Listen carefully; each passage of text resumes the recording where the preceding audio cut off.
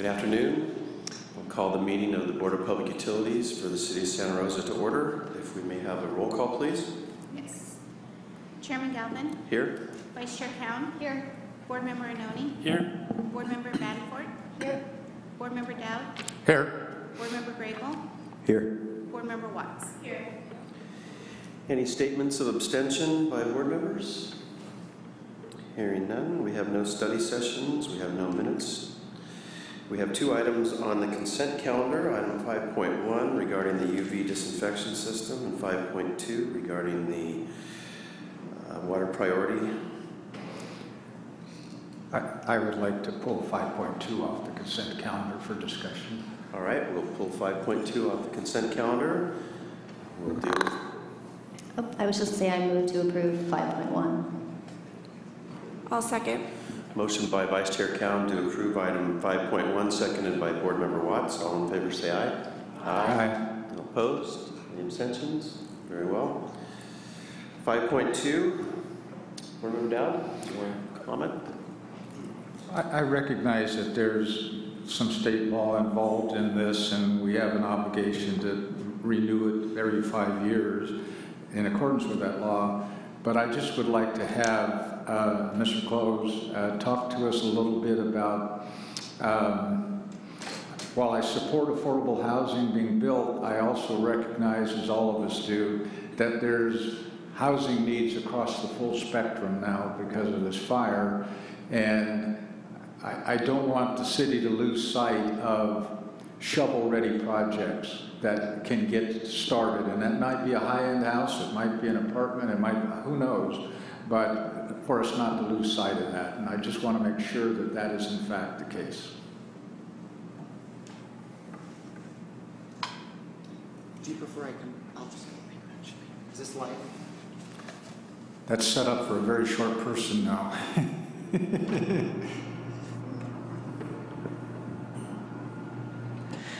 Well, thank you for the, does this one have, okay, thank you very much. Thank you for the question so that we have a chance to clarify. What this regulation requires is that we have the policy in place in case there is a time where our supply is limited due to one reason or another.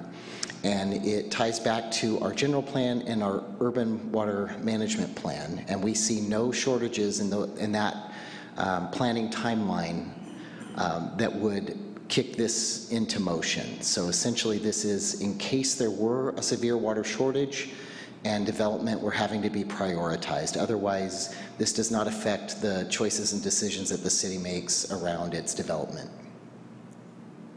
Thank you. Any other questions or comments regarding 5.2? I would move approval of it then, Chairman. Motion by Board Member Dowd, seconded by Vice Chair Cowan to approve item 5.2. All in favor say aye. Aye. Any opposed? Any abstentions? Passes unanimously. We have a staff briefing on the fire incident report. Chair Galvin, I'll kick it off. Wanted to briefly note that the response to this, as we know, large, destructive, and tragic event was a citywide and regional effort. Within that effort, the water department, first responders that essentially make up the entire department in their effort really did an amazing job, as you'll hear, beyond words. So many showed up regardless of their personal situation. They worked extreme hours, fought through fatigue, in just such a professional manner with clarity of purpose that was remarkable to be part of and to witness. Throughout the entire department, we had so many individual and collective heroes, from staff that manned stations through the night in the smoke and difficult conditions, the leadership of the department that stepped up to roles they perhaps never envisioned doing, and you'll hear from a number of them in a moment. The staff that kept the sub-regional system running which was as vital as the folks that were in the front lines providing support to the community. And just a broad host of staff that just fit in wherever they were needed, whether on departmental support activities or citywide activities. You know, staffing support roles 24/7, 12-hour shifts, and in some cases well beyond that. And just personally, I'm very proud of staff and to have watched this and have been a part of it.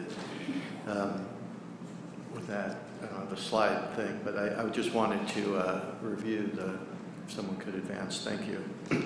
So today, you're going to hear initially about the emergency response by Deputy Director Schiavone, some of the host of recovery activities by Deputy Director Burke, watershed protection activities that are underway and many pieces in play by Deputy Director Miller, sub-regional impacts, Deputy Director Prince, and our kind of initial look at what it means just from a financial revenue picture for the department from Acting Deputy Director Riley, who I think you have not met, who is acting in Linda Reed's role as we move through recruitment. So with that, I'll turn this over to Deputy Director Schiavone.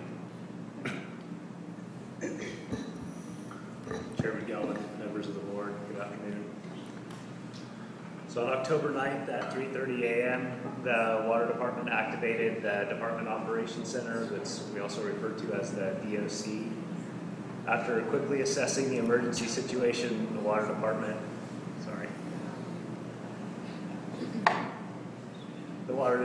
determined the need to activate the DOC, or the Department Operations Center. Your mic may not be on. It's on. Is that better? No. Podium. The podium. Oh, It's on. Is that better? I think the podium is on. Is there a switch up there?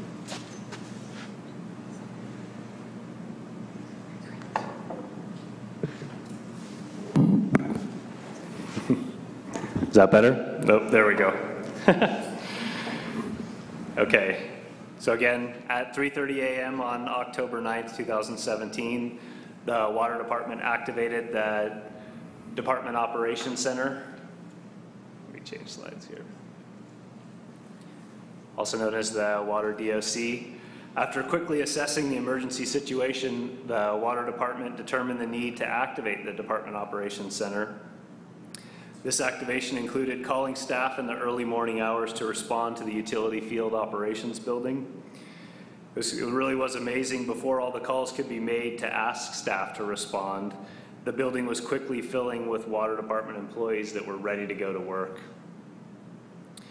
We had many of our water employees respond directly to work after they were evacuated from their homes. During the first few hours of activation, it was clear that DOC command staff started our crews on 12-hour shifts to maintain 24-hour coverage.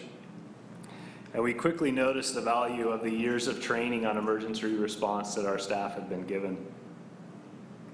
We observed those that had received years of training assisting others that were new to our department and really helping them come up to speed on what would need to be done in this situation.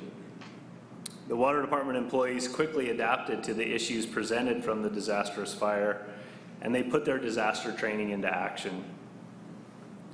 Although many of our communication and tracking devices initially failed, we activated our backup systems and quickly had our DOC fully functioning. Our backup systems allowed us to track personnel and equipment that were responding to emergencies in the field.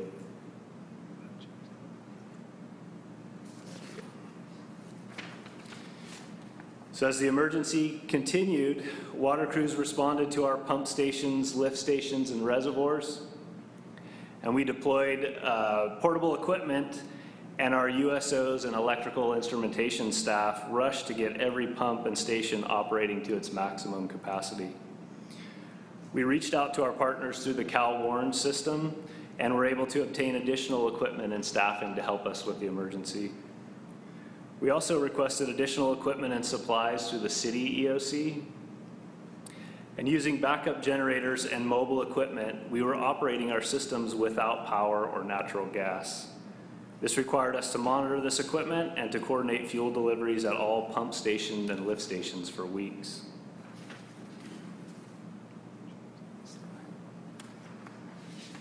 This really was a team effort.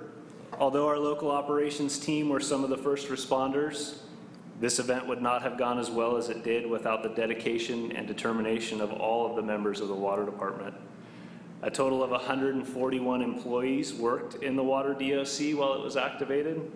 This included employees from Laguna Treatment Plant, water use efficiency, asset management, the water finance team, and almost every other group in the department.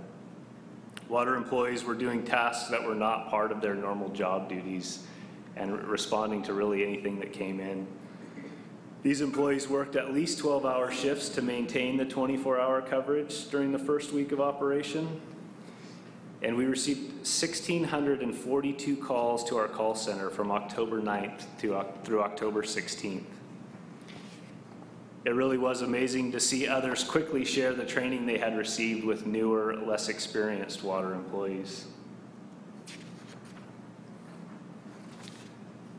A little bit about where we are today. We do continue to have issues to deal with. This recovery will be a long one for the water department. We anticipate increased inflow and infiltration, mainly due to the damaged laterals that feed directly to our system.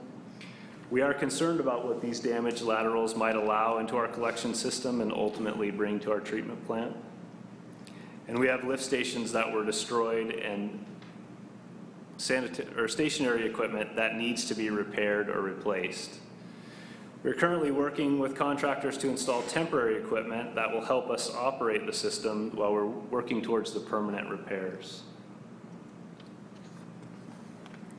And now Deputy Director Burke will discuss our recovery efforts. Great, thank you. Good afternoon. As Deputy Director Schiavone mentioned, we are starting to, start looking at the short-term and long-term recovery that we're going to need to be facing in relation to this event. So, surprisingly, for the most part, a good majority of our system came through this event pretty well. So we had initial looks out working with our capital improvement program teams and engineers to go out and assess damage. We know that we had 3 sewer lift stations that were severely affected by the fire, and I'll show you those. Those were mostly in sort of the Fountain Grove area, so to speak, off of Sky Farm, Hansford Court, and Stagecoach. So here's the first one. This is Sky Farm A lift station that was completely destroyed by the fire. So this lift station will need to be rebuilt. And this is Hansford Court lift station. This is off of Fountain Grove Parkway, and again, destroyed by the fire. And then we have the Stagecoach lift station that was also affected. And this lift station is where, if some folks might know, where like the Sweet Teas business was, or restaurant. So that's that lift station as well. So definitely focusing on efforts to get the debris cleaned up in this area, and I'll talk about that in a second, so that we can get our staff back into these lift stations, and as Deputy Director Schiavone mentioned, where we can put in temporary facilities to help run the sewer system. So those were really the major areas of damage, but we also had a lot of damage at a number of the facilities to a lesser extent. So looking at things like fencing, signage, where there was the potential for trees that were affected that could present a safety hazard. So there are 4 additional lift stations to the 3 I mentioned that receive some type of either for the most part, minor damage, mostly relating to fencing or communications or other things. We had 5 water pump stations that received some type of damage as well. The biggest being at Reservoir 5, where we did have a little bit of issue on the pedestal of that tank. We're still going through and working with the CIP teams to really get a handle on the infrastructure that's in the ground or at the properties. So really looking at the meters, looking at meter boxes, looking at the lines, valves, et cetera. So we have some initial information on that. And based on all of the information that we do have, and also anticipating that we could be needing to make some modifications to our water and sewer systems. In some cases, you know, previously where there were dozens of homes in a pressure zone, we now might have 4. So how do we operate that? How do we look at that from both the water and the sewer side? So based on what we know today, the estimated information on the damage that we do know, and anticipating that there may be some modifications from a capital perspective in the future, we're estimating roughly $10 to $15 million, but that could increase. So as part of the recovery, as I mentioned, one of the first things that we're really trying to get moving forward is the debris cleanup. And from everything that we know, really the focus on the debris cleanup that's being led by the federal agencies, in particular the Army Corps of Engineers, is really focusing on the residential first. And we have infrastructure that we really need to try and get back running in some fashion sooner. So we're working very diligently to get some emergency contracts out. We're very close to getting those hopefully finalized so that we can get the debris cleaned up at the 3 sewer lift stations that I showed you earlier. We also, I believe the EPA has been doing household hazardous waste inspections and cleared all of our sites. There were a few things that needed to be picked up, I think, from one of the lift stations, but otherwise we have that clearance so we can continue to work on the debris cleanup. And then to the extent where the Army Corps is also looking at sewer lateral plugging. So as Deputy Director Schiavone mentioned, we are concerned about these sewer laterals being open and the potential for inflow and infiltration into our system. And so we had been really trying to have a path forward to look at addressing this issue. It was one of the first things that was identified as a concern, and Director Hornstein worked quite a bit with the regional board to try and get us a path forward. And as we've continued to go through this process and learn, we're understanding now that it's likely the Army Corps is going to do that. At least that's the current information. They will be doing that as part of the debris cleanup as well. So as we sort of moved from emergency response to recovery and starting to hear that homeowners were going to be let back into the areas that were affected by the fires, where structures still existed so they could go back to their homes, we started thinking, okay, well, what do we need to do? What do we need to ensure so we can help facilitate homeowners getting back into their homes? And one of the first things we identified was that, particularly in the Fountain Grove area, but to some extent in the Coffee Park area, there were a number of structures that had backflows. And we had no idea if those backflows had been affected by the fire.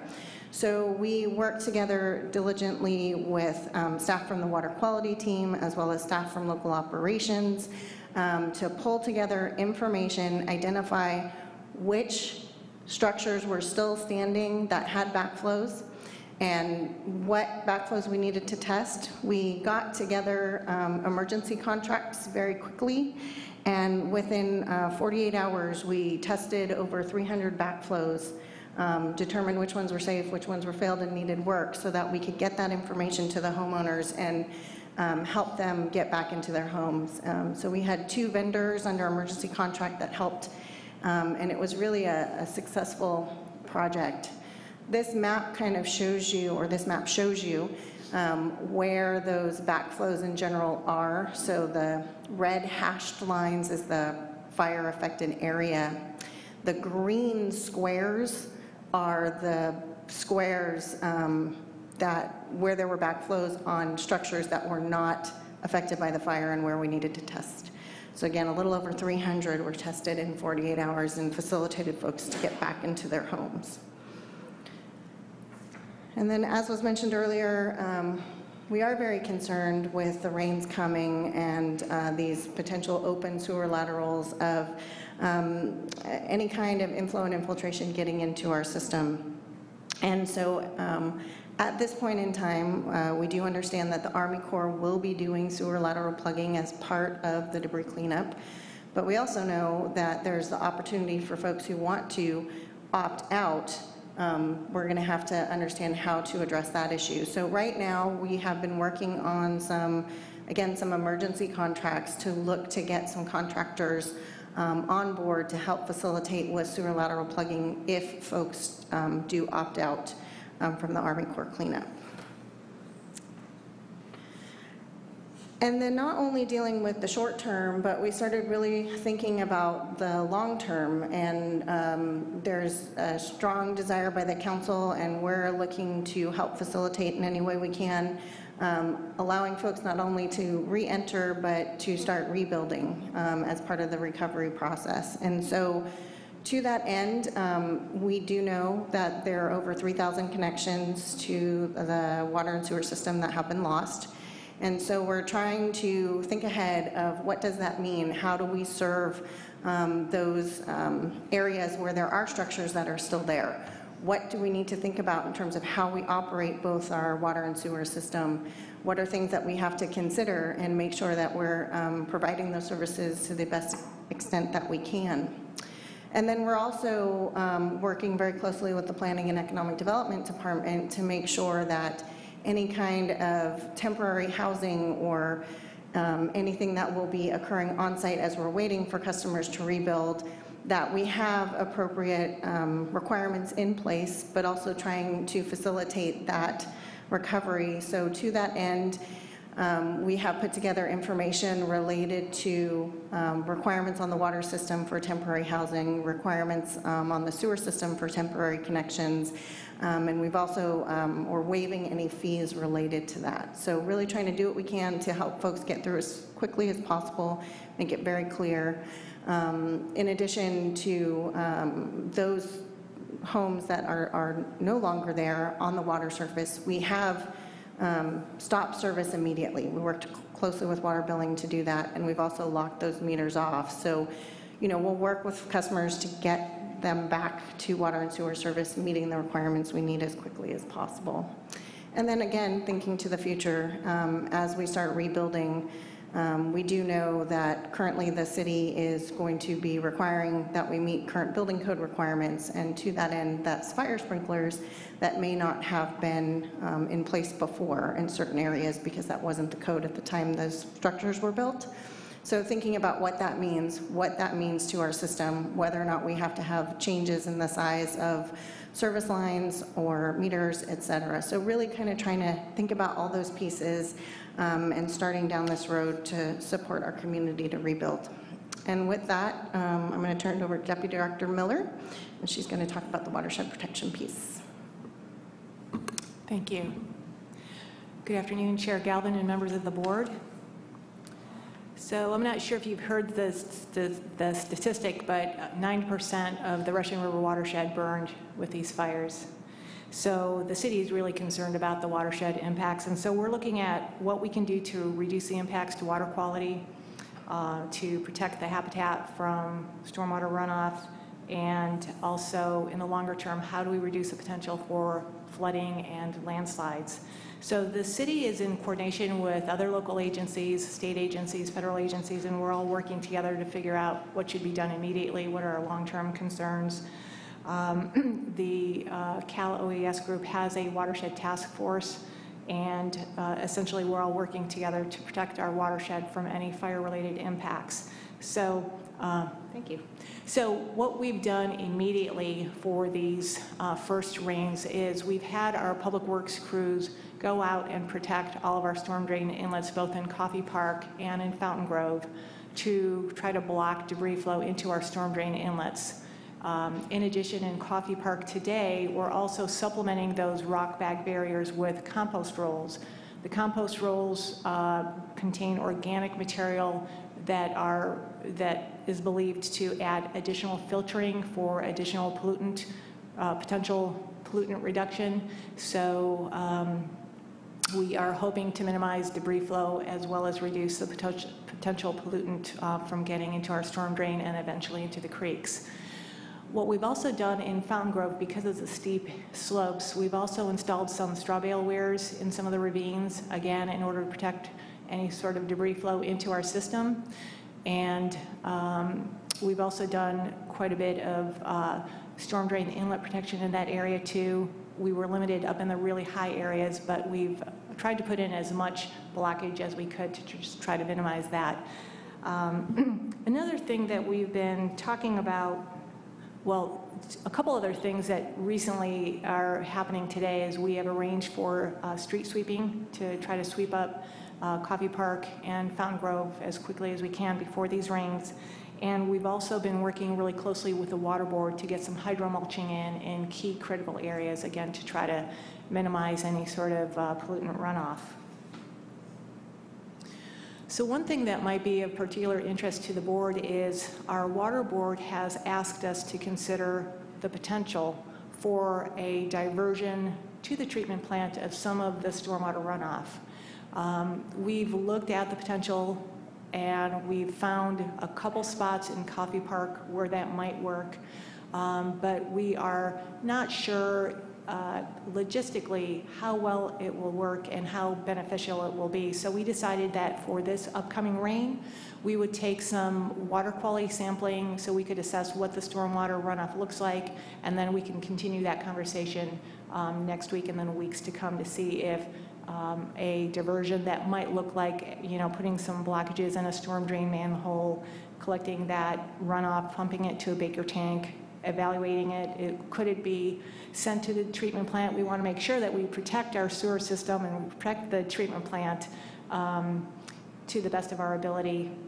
So the diversion is something that is an ongoing consideration, but it's definitely of interest as just a pilot, and we'll keep you posted on that possibility. Associated with that pilot, we would have operational, regulatory, and fiscal concerns, and so it is a very considered evaluation.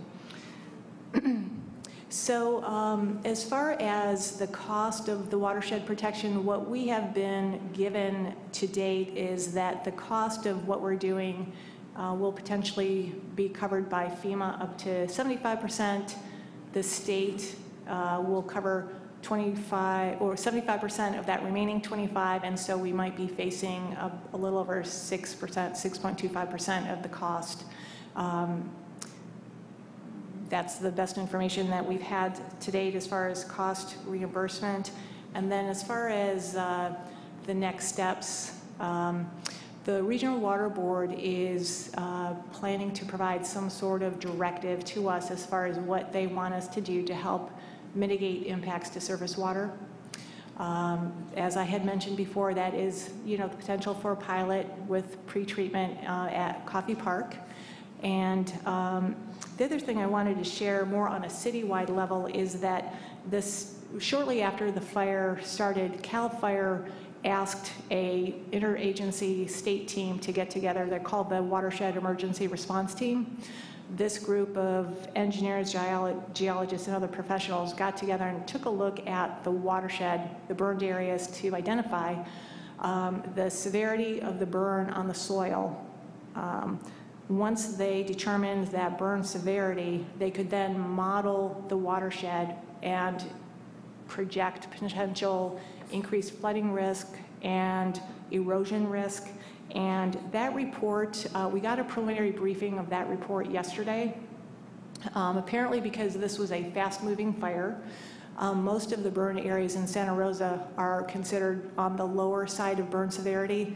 Most of our burn areas are between 20 and 30% burn severity, which is good.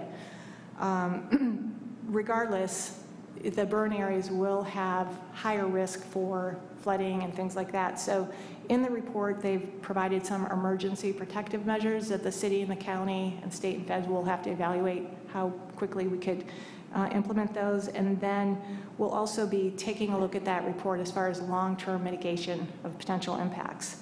One thing that work report will provide to the community is a specific risk evaluation for each property that was burned. They're called values at risk, essentially like a property evaluation. And so there are a number of VARs that I believe that will be provided to the water department, likely related to our lift stations and reservoirs and the other things that could be at risk related to, landslide or additional flooding or whatever. So we will continue to evaluate that. It is a dynamic, ongoing process where more information is being generated each day, and so we will continue to address the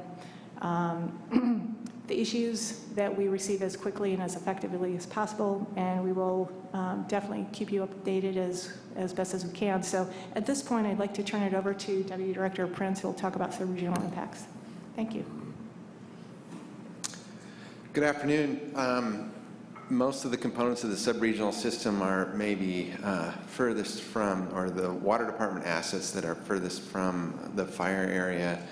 But there were impacts in the sub-regional system that I'm going to talk about right now. Ultimately, just as the fire was breaking out and in the wee hours of the night when the fire was actively progressing, the plant experienced power fluctuations. We did not lose power in entirety of the plant, but we did have voltage fluctuations that affected our disinfection system. We had essentially one off-spec event that had two episodes fairly close to each other. 1:30 a.m. Is roughly when the first one occurred, and it had to do with the voltage fluctuating, but as I mentioned, not dropping to zero. And so I guess to put it simply, the disinfection system just didn't operate correctly, and we didn't hit our target dose, which constitutes an off-spec event, disinfection event. So after the second voltage fluctuation that triggered the second episode of that, again, shortly after the first, we made a decision to fire up our diesel emergency generators and remove the plant's demand from the PG&E grid. One consequence of doing that is that the geyser system went offline. The plant circuitry is wired such that when we shut down our PG&E connection and go on emergency power, the Llano pump station of the geysers, which is the first pump station on the pipeline directly opposite the plant, it doesn't have power, and so geysers went offline then, but it wasn't due to any infrastructure damage. Running those generators required that we refuel them, and so we dovetailed fuel deliveries out of the plant with the fuel deliveries that were going around to numerous generators that Deputy Director Schiavone mentioned. While those engines were running, we were burning roughly 160 gallons per hour for a total of 27 consecutive hours. We run both generators simultaneously for control reasons, and so for that amount of time we only needed to run them at half load. Next slide, thanks. Helps if I push the right button. Anyway, this is just a layout of the plant showing where our substation is and where the PG&E connection ultimately is over on the upper right-hand corner. The diesel emergency generators are on the left-hand side of that photo. Our UV system is near the center, the bottom of the photo. It's essentially the most downstream component of the plant.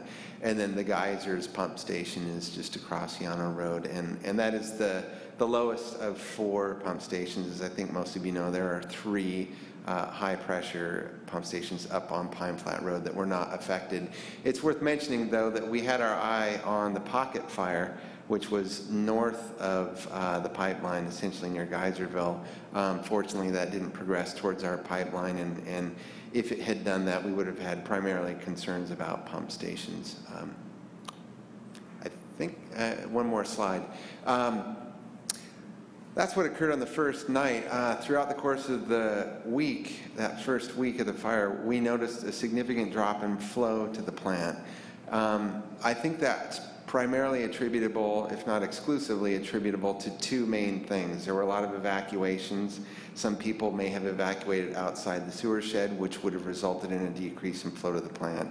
Also, and this is where we have longer-term concerns about flows to the plant, every house within the city limits and ultimately in the sub-regional service area that burned down is not likely to be contributing long-term flow to the plant for some amount of time until a substantial amount of rebuilding occurs.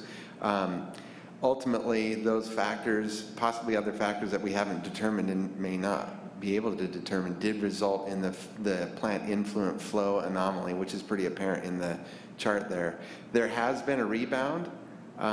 We were averaging in the neighborhood of 14 million gallons a day influent flow, which is pretty close to, I think, our average dry weather flow for the year. And things rebounded somewhat, even a little bit higher than that, and they've since come back down to roughly an average dry weather flow right now. But because we're not entirely sure what the longer-term impacts may be, we declared a force majeure event, which is facilitated in the language of our Calpine contract. So Calpine has been on notice that due to the fires, we're operating in a force majeure condition. We anticipate delivering, as best we can, contract deliveries, and it's analogous in some ways to the force majeure event that Calpine declared during the Valley Fire a couple years ago. The systems, basically our systems worked well together through that period of time, but because of this fire-related anomaly, we go ahead and declare a force majeure condition.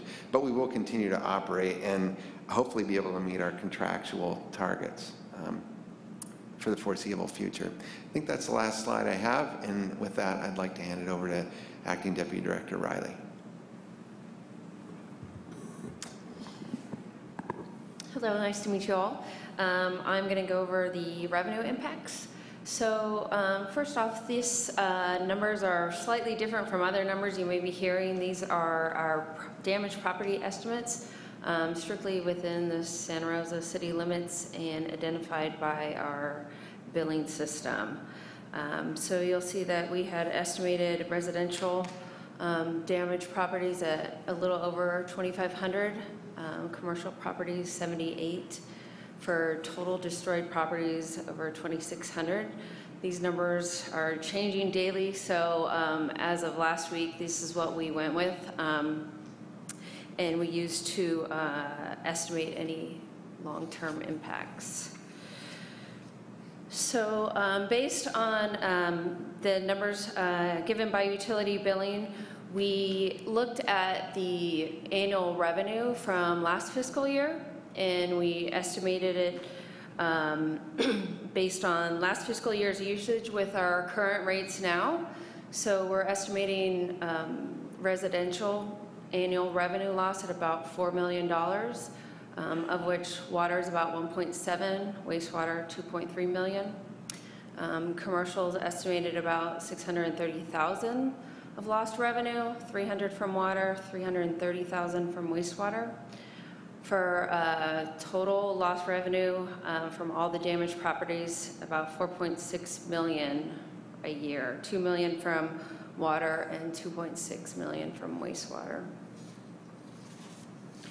Just to put those numbers in some context, the annual revenue budget for water is about 33 million, so a loss of 2 million is about a 6% loss of total revenue. For wastewater, the annual revenue is 65.6 million, so the percentage of lost revenue is about 4% for wastewater. Hopefully we can have some possible reductions of this cost. Right now we're hoping FEMA will reimburse us. The estimates on how much are undeterminable at this point. We do have some insurance coverage on our damaged properties, lift stations, etc. Right now we're projecting best possible scenario about $2.8 million. of insurance payments.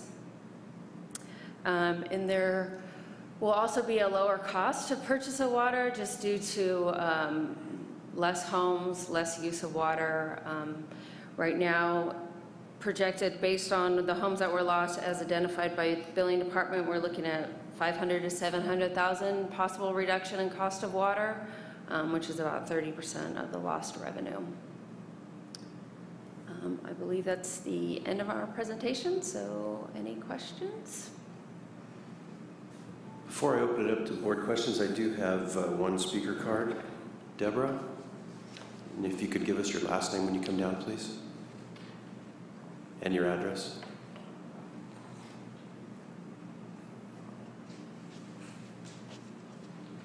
Hi, yes, I'm Deborah Taveras, Box 1821 in Sebastopol, and I have residential property in Santa Rosa. I had a couple of concerns regarding the damage losses that have been discussed right now in this PowerPoint. And there was a boil it order at one point. There was also a don't drink suggestion at one point. And I haven't heard, in conjunction with the water discussion, how the air, we had extremely critical toxic air during the fires, the week of the fires, and air and water, of course, joined together. So I'm not hearing that facet of the impact of toxins in the water supply based on the air quality that we've all suffered, and of course all the ash that was spread widely by the air, by the winds.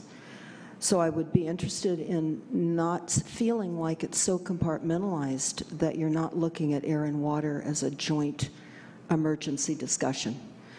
I heard about soil burn right now and how that was going to be looked at individually for the property owners so that they could see the percentage of soil burn that might become a problem for them with sliding and impacts beyond their knowledge at this point. I've attended many of the programs regarding the loss of homes and insurance coverages, of which my families have lost lots of property and my friends, etc. And I've never heard about burned soil and insurance coverage for what that might do. So I'm wondering, this should be some kind of a significant conversation with those in Fountain Grave, as they're now calling it.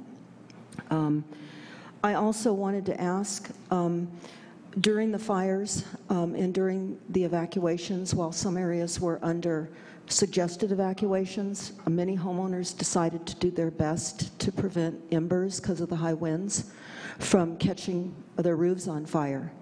So I know many people in areas where the fires ended up only burning a block away that set sprinklers on their roofs and watered down their neighbors and helped in a large way to prevent the spreading of the fires as they could, because it was absolutely out of control. And while they have not yet received their water bills, they will. And when they were forced to evacuate, I know a number of them left those sprinklers running on their roofs to try to help in any and every way they could with this catastrophic and horrific event. And I'm wondering if there could be some consideration, maybe FEMA can assist the city with looking at those individual water bills and not charging these homeowners that have already been so devastated with that additional cost for their assistance in trying to do all they could as well. I heard that ring, so I'm assuming that my additional comments I'll keep until maybe next time. Thank you. Thank you for your comments. I'm sure you can appreciate that staff of the city is still in the investigative stage on a lot of the issues that you've raised, and that they will be addressed. I'll open it up now to, oh wait a minute, Mr. DeWitt, you wanted to speak on 6.1 also? Yes, thank you.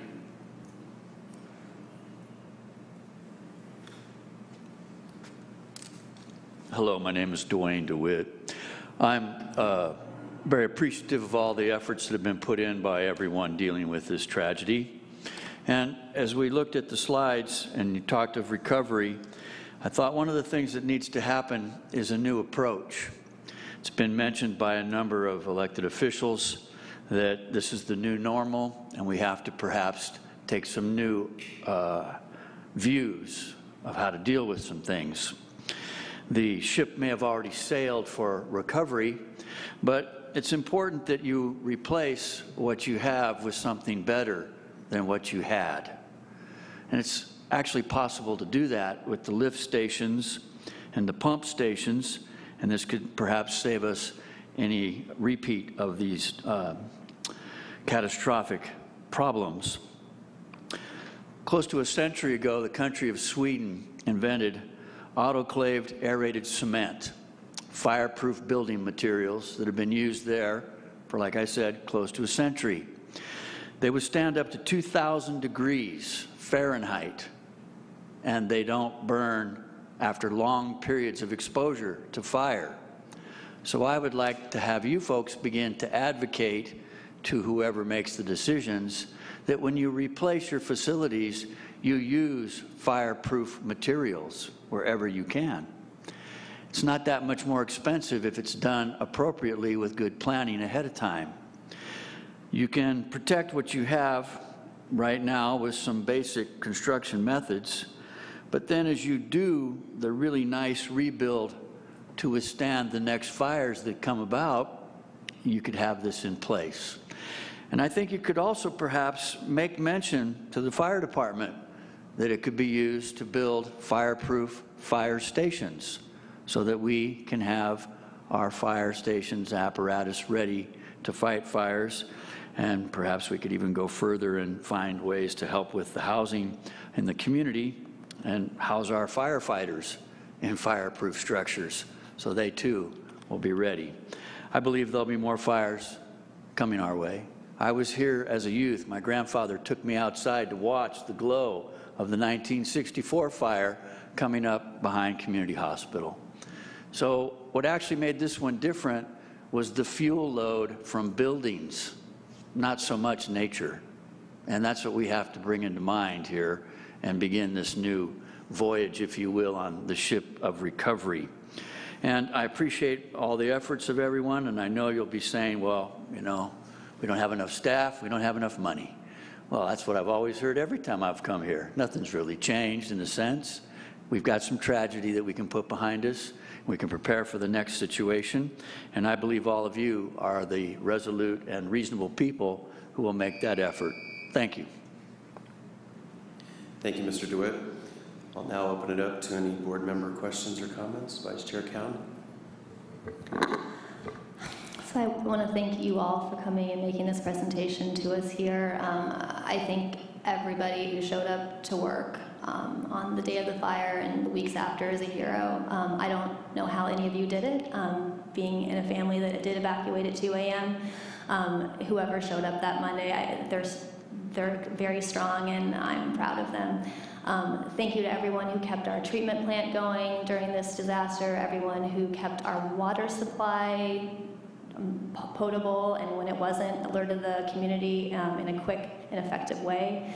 I'm so surprised that our water supply and our sewage wasn't affected more than it was, and I have to believe it's because of the competence of our department. So thank you so much for all of that. I also want to thank you for the proactive efforts that you've made to protect our stormwater. I've heard a lot of concern about that throughout the community, and I know that we only have our small little portion of it to protect, but I was so happy today driving through Fountain Grove and the affected areas to see the wattles going up. It was really, really impressive because they weren't there before, and all of a sudden they popped out of nowhere, and I know that that didn't just happen on its own. So I'm really, really impressed with how quickly they went up, and I'm really thankful that that's happening.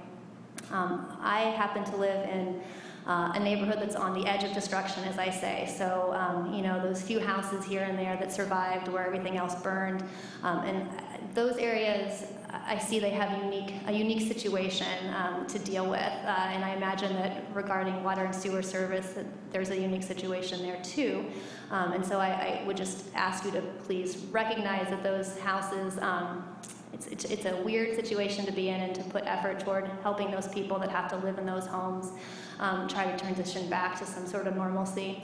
On that subject, the street sweeping, just to be careful when sending street sweepers out to those neighborhoods.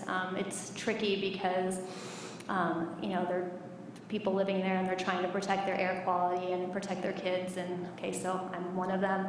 I shoot a street sweeper out of my court a few days ago, coming in, from the destructed area into my court, and it was just really scary to me, to see all the ash being blown into the wind, after having tried to wash down my surfaces and whatnot at my home. So please, when we're cleaning up, remember those neighborhoods that are on the edge and the strange situation that they're in, right next to all of the destruction. I also wanted to speak to Deborah's comment on the water sprinklers.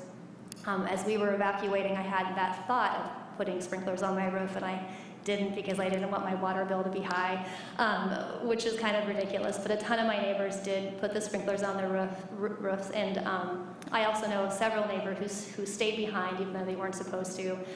They fought fires, in their yards, and they went between yards and were spraying down fences with hoses and cutting down trees with chainsaws, and they saved homes. They're also heroes to me. So if there is anything the department can do to alleviate the water bills of the people that fought the fires on their own, I would absolutely be in support of that too. So I will cut my message short here, but thank you again. I'm so proud to be on the water board right now, and I'm so proud of all of you and so thankful, and I look forward to rebuilding with you all. Thank you. Board Member Grable. Yeah, I'd like to echo what Vice Chair Cowan said in pretty much every way, but also from myself, I'd like to just thank everyone, city staff at SR Water. I can't tell you how many times I've heard from the representatives from FEMA, from OES, from the EPA, from all these agencies that have been in the meetings, basically praising every local agency, specifically on infrastructure and deployment and speed and mitigation of really, really harmful effects to our drinking water and infrastructure. I can't imagine you could have done any better job. It just seems like, despite the destruction, and my heart goes out to those who have lost loved ones and their homes and all their memories, that is substantial. But it also seems like we were able to mitigate a lot more losses and really prevent more tragedy and more destruction and contamination. I would like to speak to the revenue side first, get that out of the way. Is there a way that staff can estimate the spike in usage over that period when we did have the fire within city limits, do an assessment of what that meant to the ratepayer, and then, if FEMA could be billed for that and then it could be returned to the ratepayer, it'd be something worth exploring. I know you have a lot on your plate right now. It just seems like we do have numbers, we do have, averages for these periods, and it might be something that we could do an assessment of in good faith to our ratepayers, because obviously they're suffering right now, especially if they left their sprinkler on top of their home and their home burned and they still have a water bill. It's a kind of a sour reminder, I would say, and especially if it's not coming from our reserves and FEMA is reimbursing us for these kinds of things, then maybe we can make some sort of an estimate of that spike and offset that, as well as maybe looking at, as you said, the potential, what would it be, the decrease in deliveries, obviously, over the next, 2 to 5 years. We are looking at least 12% permanent displacement, it looks like, for now. So that's a concern for me. As another part of the revenue side of things, if we could also look at strategies for incentivizing the rebuild, specifically for those who are affected directly. I know that this is already being discussed, but the hookup fees, obviously, you know, anything that we have on the revenue side that can be of help. What, you know, even accessory dwelling units on those properties, anything that can incentivize rebuild and increase in housing units across the board. Echo what Board Member Dowd said about, you know, all types of housing being incentivized right now. That would be great. I would also like to kind of personally thank Rita Miller for her efforts on the Watershed Task Force. I've volunteered and been in those meetings as well, and she's really done an amazing job and has led the charge in pushing the urgency of these measures immediately and just getting stuff on the ground. Even before these discussions were happening, they already had these measures in place. So when FEMA and the Regional Water Quality Control Board and all of these agencies were asking what we should do, they were able to say, well, we've already done this, this, and this, and let's do more. And that's just awesome. And this is in a cold, noisy Army tent, you know, every day. It's really inspiring. That's all my comments for now.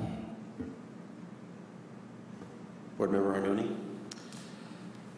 My thanks go out to everyone also. I have a couple of questions. First one is, do we have, or are we able to get as a public entity, business interruption insurance that might offset some of the revenue losses?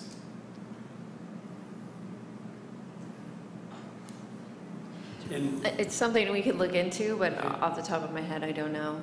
okay. I guess, and the second question I had is, I'm curious about the role that was played by Senator Rosa Water in the boiling, the order to boil and not drink, and what precipitated that order and what role we played in that. I can, we're really currently assessing that situation, and we plan to incorporate that into future updates to the board. Okay. All right. I will hold my interest. Okay. Thank you. Board Member Dowd. I'll be brief, but I appreciate the report out that we've gotten this afternoon. I have been very, very concerned that not an appropriate attention has been given to the stormwater pollution program protocols, and there's been this rush to start to clean up the toxics, which are certainly important, but especially with this being the 1st of November and the rain coming in and the beginning of the raining season, which we don't know what that's going to be like, we need to get that SWPPs in place. And so I'm glad that in your report out, that is a focus of this department and others as well. What I would suggest, though, is that the water department put out more information. The first that I really heard about it was this morning, read about it, was in the Press Democrat about, wow, we've got another potential devastating environmental problem in stormwater runoff. And I think you'd give people a lot more comfort if you publicize what's going on in that area. It just would put some people's minds at rest. And then I'm going to finish off my comment to say we're going to rebuild Sonoma County. I'm chairman of a task force that's working on that with architects and engineers, etc. And I believe that Mr. DeWitt is right on target. We really need to examine what we build homes with, and I've been in that building business myself for 40 years. Wood siding is not a very good thing up in the hillside. Stucco is much preferred. There's probably types of stucco that might be preferred. Tile roofs are preferred. So I think we can look at it, and then the final thing I'll say is I really do believe the city needs to look at, and this is a sticky wicket, I understand, but homeowners need to take care of their properties in preparation of the next fire, which may not come for 50 years, hopefully longer than that. But you can't leave your houses up there on the hill unattended. That's what it amounts to. So collectively, we need to work on these things, is all I'm really saying. Thank you. Board Member Badenford. I'll echo everyone's thank you and gratitude. My question is maybe not answerable. I find myself curious about the 1,640 calls that came in during that time. Can you make any generalizations about what you were hearing? Was it about infrastructure or questions or fear? It just strikes me as interesting what our community was saying and calling.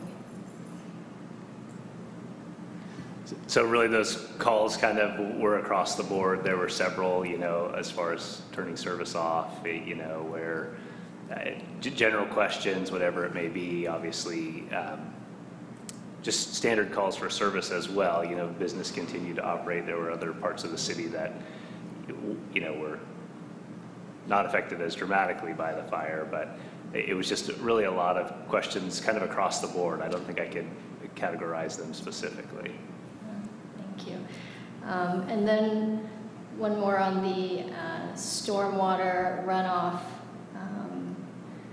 pilot diversion from Coffee Park to the treatment plant. You mentioned some compliance concerns, but an overall kind of goal to implement a pilot program. Can you expand a little bit on the compliance concerns and maybe the likelihood of that moving forward? Sure. Well, I think that it's been an evolving conversation, and when we talked about a potential diversion, we talked about perhaps pumping right from the storm drain into the sanitary sewer system, and then we thought, well, I think it would be better to, you know, store that water in Baker tanks so we could evaluate what's in it and evaluate the need for pretreatment.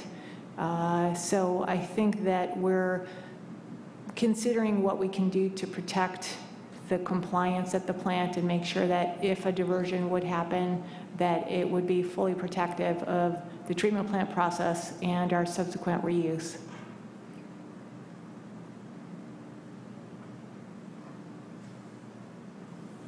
Any other comments?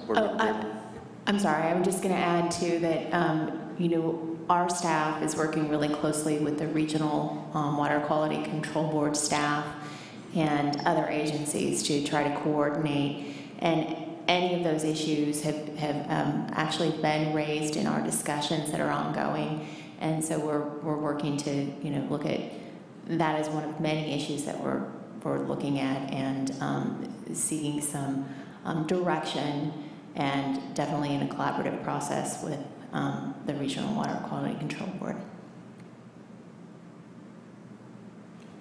Board Member Grable?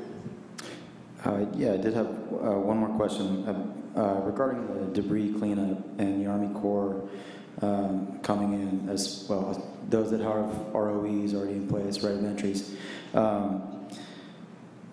Do we have, I mean, I've checked with them, I've checked with the operating engineers, those who have already, you know, have an MOU and have contracts in place. They can't give me a timeline on that, from what I understand. And then we don't have any timeline from those who are seeking private contractors. Is there a way that SR Water can be contracted to by the Army Corps or even by private entities to cap the laterals ourselves and recoup that cost either from private insurance companies or from the OES and Army Corps in order to expedite that process because of the potential risks and liabilities there? I know that seems unprecedented. I don't know if they've done it in San Diego or Arizona or some of those other places. It seems like our people could do it faster and better. You know. And then my other question would be well, I'll actually hold that until Deputy Director Miller gets back. So I can take an initial. Oh. I think she may have had to leave for a task force meeting, so she tried to get here just for this, and she had to run. So I can take an initial shot at answering that question, and then Deputy Director Schiavone or Molly, Assistant City Attorney Molly Dillon might also have some input, but so that is a good question, and we have been working to get contracts out very diligently as we were very concerned that this was an imminent issue. To that end, as staffing, we don't have the staffing resources to be able to go out and do this work. So we would be contracting with local contractors to do that work. And we've been working to try and get contracts in place to do that. There are a lot of sort of rules and regulations in relation to how you go about doing that, and to truly make sure there was FEMA reimbursement, what you need to put in place to do that as well. When we were initially looking at it, estimates were anywhere from, say, $1.5 to $3 million to do all of this project. And so to the extent that we can, we're very cognizant of trying to make sure we're following all the regulations and rules that we can, so we can get FEMA reimbursement. And then in addition, I believe the Army Corps has already contracted for someone to do the work. But again, it changes quite a bit, and the information is a little hard to follow in terms of timeline and when folks will be starting. But I know Deputy Director Schiavone is part of the debris task force, so he might have some more up-to-date information on timelines. And anything else to add? So I would mainly echo what Deputy Director Burke is saying. We do not have the staff available to do that directly. I think what we're doing now is trying to put ourselves in the best position for the Army Corps. As soon as they get the green light to move forward, we are helping whatever we can to get that started quickly and make sure that the work that they are doing gets completed as quickly as possible. We are considering the need for outside contractors to come in and do some additional work, and how that will fold into the work that the Army Corps is doing. But really our best bet now is to try to make sure that everything is in place that we possibly can for them to get started within these areas throughout the city as quickly as possible. In terms of identifying the locations, and so they're not going through that process when we have obviously a very good idea where those things are, is what you're saying? That's correct. Okay. We're doing whatever we can to get them that information quickly and make sure that it's easily accessible for them, so that when it's time for them to start, they will be able to move forward in large clusters and work efficiently.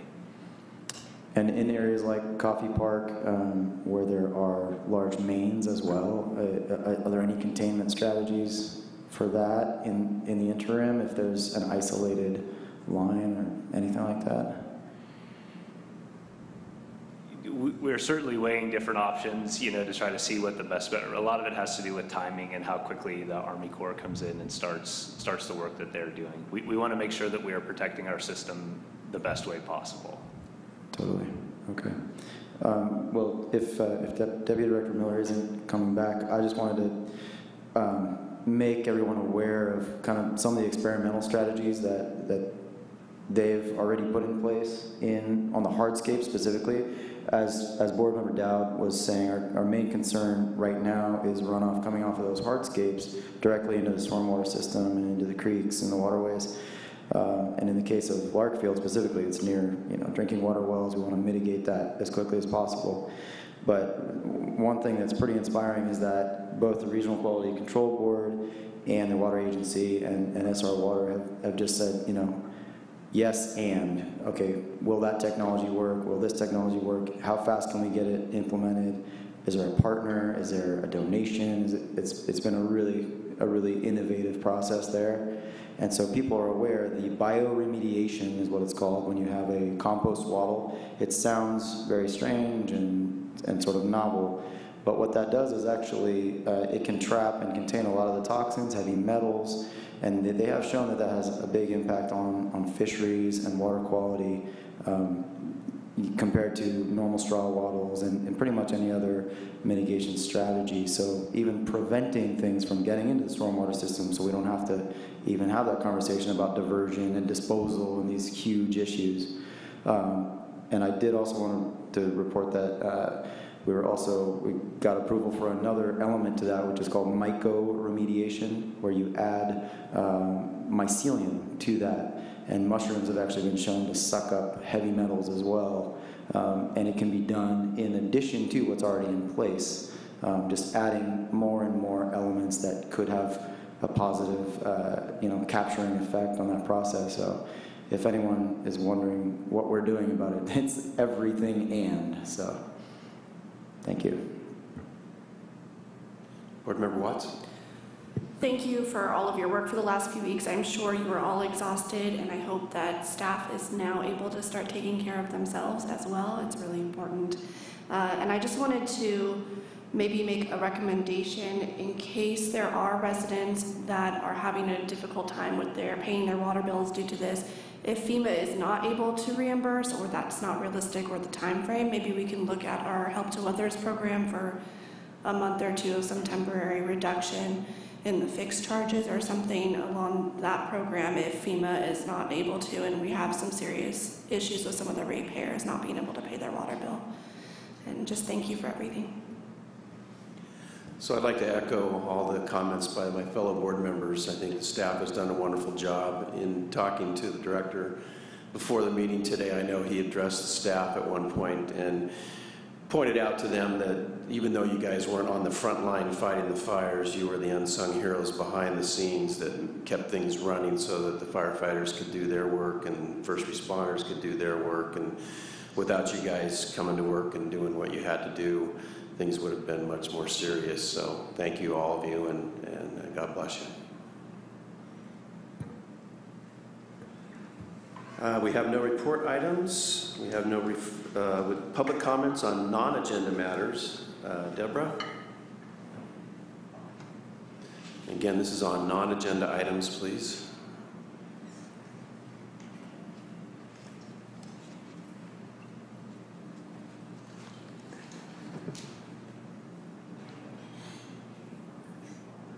The meetings that I've been attending for those that have lost their homes, they have been told that they can opt in or opt out of the services of FEMA or the Army Corps of Engineers in removing the possible requirements of their footings and foundations. They are being told that those footings and foundations are very toxic. They have heavy metals. No one has seen any reports, however, from FEMA or the Army Corps of Engineers that indicates that those footings or foundations do have heavy metals. But let's just say that they do. I've not heard the impact of the runoff from the potentiality that these footings and foundations have a large amount of heavy metal content in them.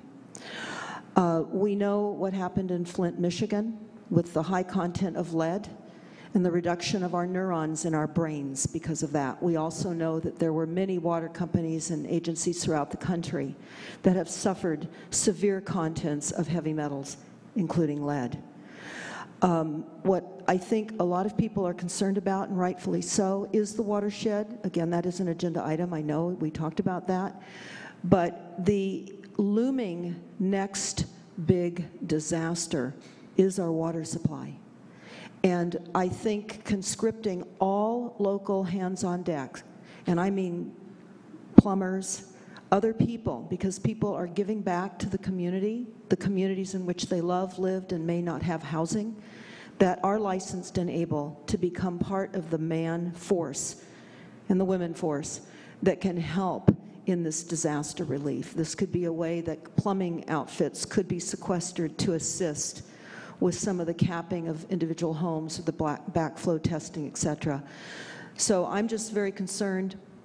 I have my entire family living here, and the water supply being poisoned and toxined is already kind of done, and we know that it is.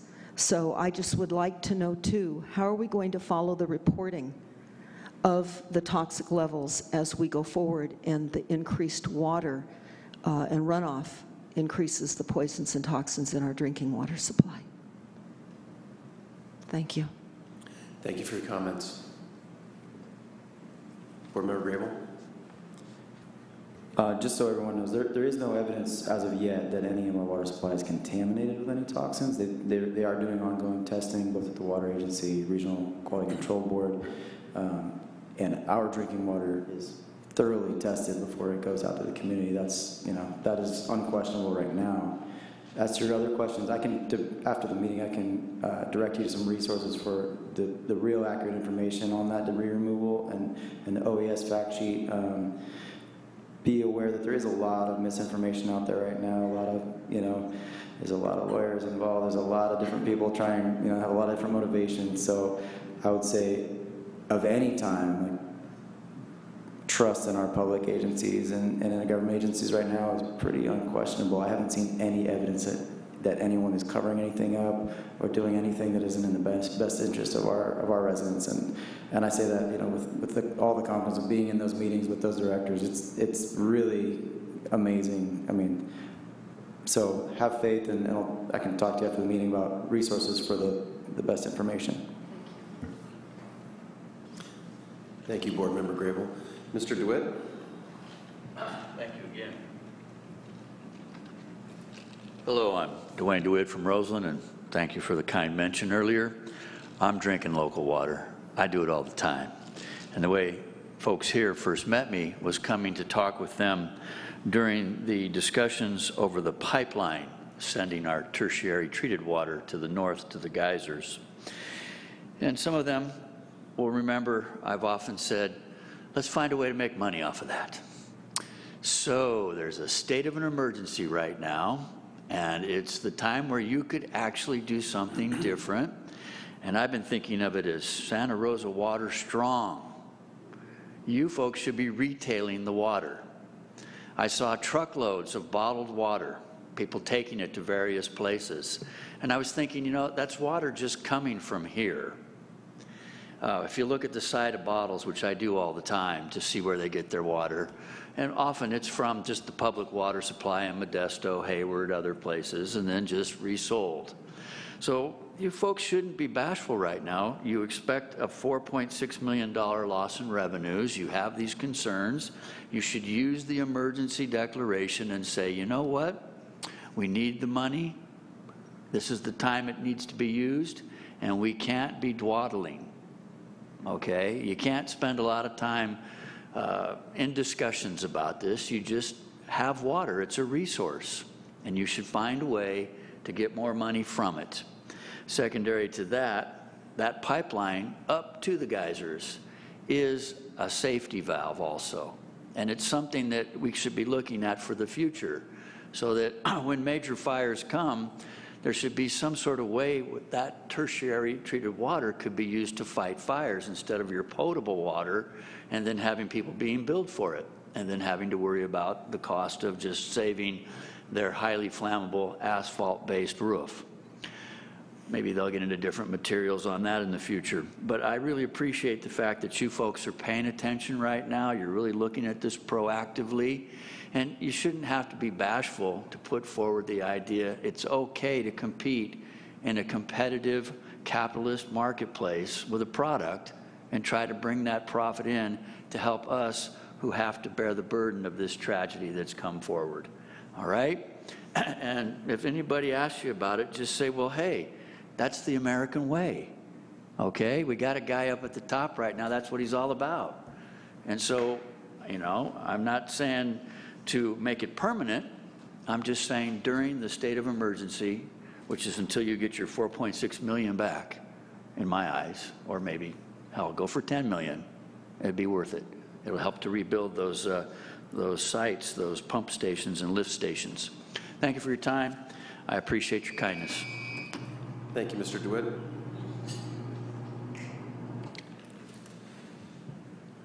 We have no referrals. We have one written communication regarding the CIP award report. If anybody has any comments or questions on that? Hearing none. Any subcommittee reports? Board member reports? I will report that Board Member Badenfort and I have sat through, I believe it's about 15 hours so far in the last week of interviews with the people who responded to our RFP regarding the use of city property for the composting facility. It's been a fascinating experience. We're not done yet, but I want to thank Board Member Badenfort for rearranging her schedule a couple times because of the fire and other circumstances so that we could get those interviews in and get them completed. And we'll be reporting back to the full board here in the next meeting or two as to our recommendation on moving forward with potential letters of intent. So, any other board member reports? Director's report. Very briefly, I would like to first reinforce Board Member Grable's comments in regards to the water supply, that we are working very closely with the County Water Agency, and all the data, all the sampling, all the indications to date are that the water continues to be safe to drink and there's no indications otherwise. And of course, we and so many others are doing everything we can in terms of the stormwater issues we discussed to ensure that continues to be so. And then just lastly, we've certainly captured all the comments and questions, and they will be part of ongoing staff updates to the board in terms of the rebuild and recovery efforts at subsequent board meetings. And that concludes my comments. Any questions for the director? Okay, thank you all for being here. I would like to adjourn this meeting today in memory of those in our community who've lost their lives and or their homes to our devastating fires, and we wish them Godspeed and God bless. We're adjourned.